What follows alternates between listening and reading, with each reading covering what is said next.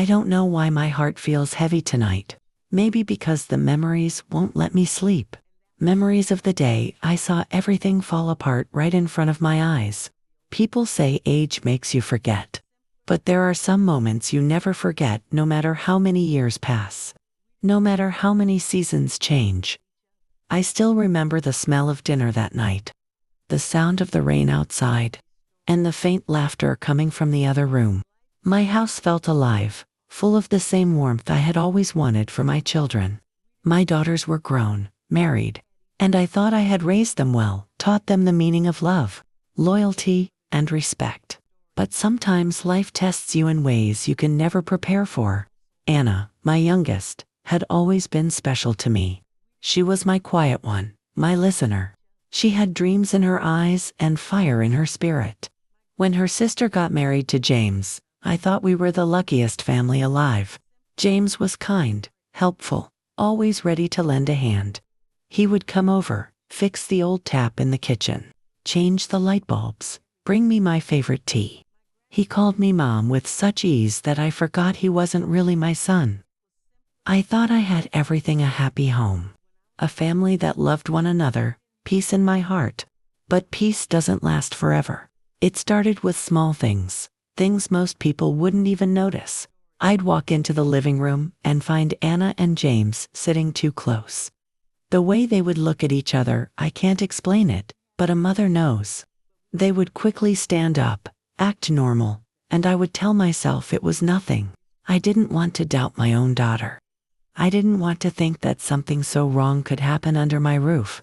But the signs kept coming. James would visit more often than usual, even when my older daughter wasn't around. Sometimes he would stay longer, saying he was waiting for her to come home.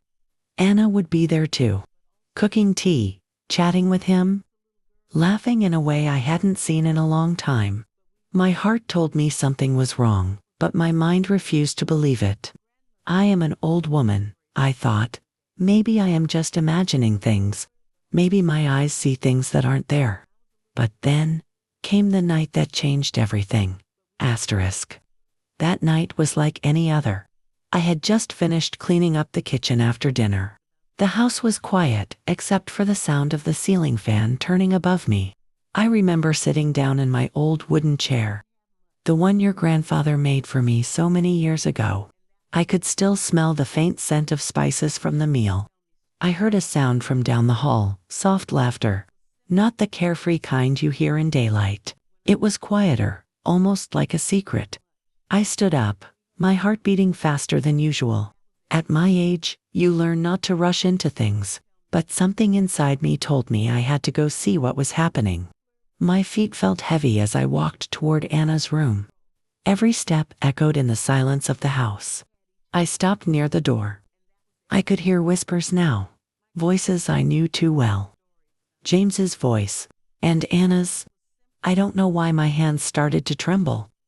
I held on to the doorframe to steady myself. I should have turned back. But I didn't. I slowly pushed the door open just enough to see, and what I saw will never leave my mind. There they were, my daughter and my son, sitting too close, holding each other in a way no brother-in-law and sister-in-law ever should. The look on their faces, I cannot describe it. Shock when they saw me standing there, but also almost no regret. I didn't scream. I didn't cry. I simply closed the door and walked away. When I reached my room, I sat on the bed for a long time, unable to move. I stared at the floor until my eyes burned with tears. I felt like the ground had opened beneath me and swallowed me whole. I kept asking myself, where did I go wrong? What did I miss? Did I fail as a mother? That night I couldn't sleep. The sound of the rain outside mixed with the sound of my own heart breaking. I stayed awake until the first light of morning came through the window. My back ached. My hands hurt from holding onto the blanket too tightly. I had to make a choice. Stay silent and pretend nothing happened, or face the truth and risk tearing the family apart. The next morning, I went about my chores as if nothing had happened. I cooked breakfast, swept the floor, and watered the plants, but inside, I was breaking apart. Anna came into the kitchen, her hair still messy from the night before. She avoided my eyes, speaking to me like everything was normal. I answered her quietly, my voice calm, but my heart was screaming. I didn't say a word about what I had seen. Not yet. For days, I carried that secret inside me like a heavy stone. I watched them closely, every smile, every whisper, every glance, and it only confirmed what I already knew. The betrayal was real. Every night, I lay awake, staring at the ceiling, thinking of your grandfather. He had worked so hard to build this house, to raise this family with dignity. And here I was, watching everything fall apart. I tried to reason with myself. Maybe it was a mistake. Maybe it was just a moment of weakness. But every time I saw them together, laughing in the corner, I felt my blood run cold. The hardest part was pretending. Pretending I didn't notice. Pretending to be the same warm, loving mother I always was. But inside, I was changing. I was becoming harder, quieter, colder. One afternoon, I sat by the window, knitting, when I heard them again. They were in the next room, their voices low. I heard James say something that made my heart stop. He said, "We just have to keep this quiet until the right time. No one has to know. No one has to know." Those words burned into my mind. I put my knitting down and pressed my hands together to stop them from shaking. That was the moment I knew I couldn't stay silent any longer. I spent the whole night thinking about what I would do. I prayed for strength. I prayed for wisdom. And by morning, I had made my decision. I was going to confront them, but I wouldn't shout. I wouldn't cry. I would face them with the quiet strength only a mother can have, and I would let them see the pain they had caused. It was a quiet evening when I finally gathered the courage to speak. The house was still. The sun had almost set, and the last bit of light was shining through the window, making everything look softer, but inside me, there was nothing soft left. Anna and James were sitting in the living room, talking. I stood in the doorway for a moment, watching them. Neither of them noticed me at first. I cleared my throat gently. They looked up. I walked in, slowly, as if every step was carrying the weight of my whole life. I sat down across from them, folded my hands in my lap, and for a moment, none of us spoke. I looked at Anna first. My daughter, the one I had carried, nursed, held through every fever, every heartbreak. Her eyes dropped to the floor. I began to speak, my voice calm, but each word cut through the silence like a blade. "I know," I said softly. Anna's head shot up. James froze. "I know what has been happening between the two of you," I continued. "I have seen it with my own eyes, and I have heard it with my own ears." Neither of them spoke. Their faces turned pale. "I am not here to shout or to curse you," I said, "but I need you to understand what you have done. You have not just betrayed each other's vows, you have broken this family. You have broken me." I felt my throat tighten, but I kept speaking. "I gave you everything. This house, this family, my love, my trust. And this is how you repay me. By turning my home into a place of secrets and shame." Anna's eyes filled with tears. James looked down at his hands. "I will not ask you why," I said quietly, "because no answer will undo what has been done." The room was silent, except for the ticking of the old wall clock. I stood up, slowly, using the strength in my tired legs. "You will have to live with what you have done," I said, my voice breaking slightly. "But you will not destroy me." Then I turned and walked away, leaving them sitting there in silence. That night, I could not sleep. I sat on the edge of my bed, the moonlight falling across the floor. And I let myself cry for the first time in years. The tears were hot, but silent. My hands were shaking as I held my face, and I wondered where I had gone wrong. I thought back to the day Anna was born. I had been so young, so full of hope. I remembered holding her for the first time. The smell of her hair, the sound of her tiny cry. I remembered how I had promised myself that I would protect her from everything, from hunger, from pain, from a world that could be cruel. And now here we were, I had not been able to protect her from herself. The next morning, the house was quiet. Anna stayed in her room. James left early, without saying a word. The silence between us was thicker than any argument. But inside me, something had changed. I was no longer just a grieving mother. I was a woman who had been betrayed and who refused to stay broken. I got up, cleaned my face, and put on my black sweater. There was work to do. I began by making a list. First, I called the lawyer who had helped me put the house in my name years ago. I told him I wanted to update my will, my property documents, everything. Then I went through every financial record the house, the savings accounts, the family business. I gathered every paper, every proof that I was still the one in control. It wasn't just about the property. It was about taking my power back. They had treated me as if I was a guest in my own home. But this house, this family, it had been built on my sweat, my sacrifices, my tears. And I was not going to let them take it from me. Days passed, and I watched Anna and James carefully. They avoided me, whispering behind closed doors, thinking I could not hear. But I heard everything. I heard James say one evening, his voice low and bitter, "We can't keep living like this. She's just sitting there, judging us." And Anna's soft reply, "I know. But what can we do?"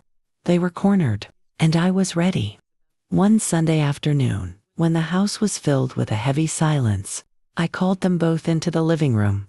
I was sitting on the big wooden chair, the one that had belonged to my own mother. The sunlight was pouring through the window, making the room look golden. When they sat down, I did not raise my voice. "I have updated everything," I said simply. They exchanged a confused glance. "This house, this land, my savings, they no longer belong to you in any way," I said. "When I am gone, they will go to charity, to children who have no family, who have no home, because I will not leave my life's work in the hands of people who destroyed my trust." Anna's face turned pale. James clenched his fists. "You can be angry," I said calmly. "You can hate me if you want. But you will never again think of me as weak. Not after this." And then I stood, turned, and left the room. It was the first time in months that I felt light. For the first time, I felt free. In the weeks that followed, I began to reclaim my life piece by piece. Every morning, I woke up and walked through the house, touching the walls, the floors, the furniture, everything I had built, everything I had loved. It was still my home, my sanctuary, my victory. I started small. I cleaned the rooms they had disrespected, polished the floors, opened the windows to let the sunlight in. Each sweep of the broom felt like a small triumph, a reminder that this was my space, my world. Then I began reaching out to old friends I had not spoken to in years. There was Margaret, who had helped me raise Anna when I had been too tired to stand. Robert, the neighbor who always offered a cup of tea and kind words. And even Mrs. Henderson, who lived across the street and always had a story to make me laugh. They came to visit, bringing warmth, laughter, and a reminder that family is not only who you are born to, but who you choose to surround yourself with. I also reconnected with hobbies I had abandoned over the years. I painted again, something I hadn't done since your grandfather passed. I filled the walls with colors, with memories, with the hope that life could still be beautiful, even after betrayal. I documented everything I had endured. Each whisper, each betrayal, each quiet moment of despair became a note, a journal entry, a memory I would never forget. Not out of anger, but out of strength, out of a desire to remember who I was, who I had become, and who I refused to be. Months later, Anna and James finally approached me. They were quiet, careful, unsure. We're sorry," Anna whispered, her eyes downcast. I looked at her for a long time. I felt the weight of all that had happened, all the pain, all the betrayal, but I also felt the strength I had gathered, the calm confidence that comes from surviving, from reclaiming your life. "I forgive you," I said softly. But forgiveness does not mean returning to the past. It means learning and moving forward separately. They nodded. It wasn't a happy reunion. It wasn't a perfect ending, but it was honest. And sometimes, honesty is the greatest gift we can give ourselves. I spent the rest of my days living fully, freely. I traveled to places I had only dreamed of, met people who enriched my life, and spent time helping those who had nowhere to turn. My home remained my sanctuary, filled with sunlight, laughter, and the quiet pride of a life reclaimed. And when I looked in the mirror each morning, I saw a woman who had endured betrayal, heartbreak, and loss, and yet still stood tall, still loved deeply, still lived fully. That is the story of how I survived the worst betrayal. I could imagine how I found strength when my heart was broken, and how I reclaimed everything that was mine. I am not just a grandmother. I am a survivor. I am a woman who refused to be broken. And I hope, if you listen to my story, you will remember this, no matter how dark the night. The sun always rises, and so can you. Asterisk.